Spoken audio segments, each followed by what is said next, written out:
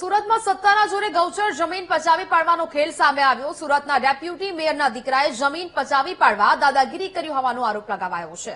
જો કે સુરતના ડેપ્યુટી મેયર બાપના સત્તાના જોરે ગૌચરની જમીન દુકાનો ઊભી કરવાનો ઇરાદો અને સણિયા કળદે ગામમાં ગૌચરની જમીન પર સુધાકર ચૌધરીના દીકરાએ કબજો કર્યો હોવાનો આરોપ લગાવવામાં આવ્યો છે। અને આ ઉપરાંત સરપંચે પુરાવા બતાવીને જેસીબી ફેરવ્યું તો રાહુલ ચૌધરીએ હોબાળો મચાવ્યો।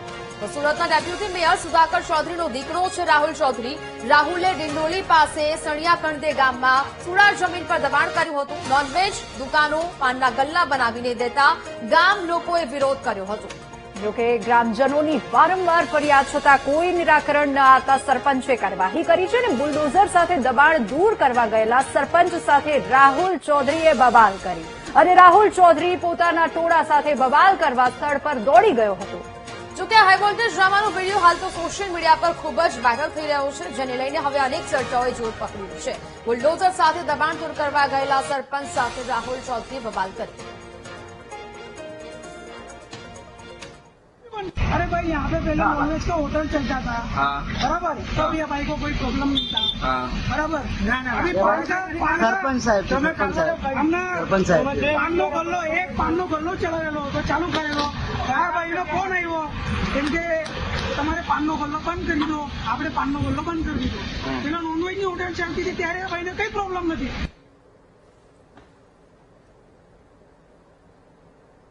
ગૌચરણની જગ્યા પર જે દબાણ થયું છે, ગ્રામજનો દ્વારા વારંવાર સરપંચ તરીકે મને રજૂઆતો કરવામાં આવતી હતી।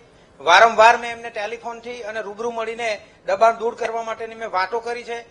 એ ગૌચરણની જગ્યાની અંદર એમણે કોઈ પણ પરવાનગી વગર માટી પુરાણ કરેલ છે, અંદર પાઇપ નાખી દીધેલ છે, તો છતાં ગામ લોકોએ સહકાર આપ્યો છે। પછી એમણે એનાથી આગળ વધીને ઈંડાની લારી, ચિકનની લારી અને પાનના ગલ્લાઓ ખોલીને વારંવાર વિવાદ ઉભો કર્યો છે। એમણે ગઈકાલે ગ્રામજનોની સતત 1 મહિનાથી મને રજૂઆતો આવતી હતી।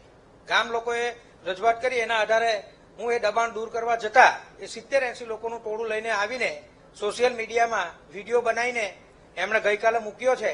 એ તમે જોઈ શકો છો। અમારો ઉદ્દેશ્ય માત્ર ને માત્ર ગૌચરણની જગ્યા ખાલી કરાવવાનો છે।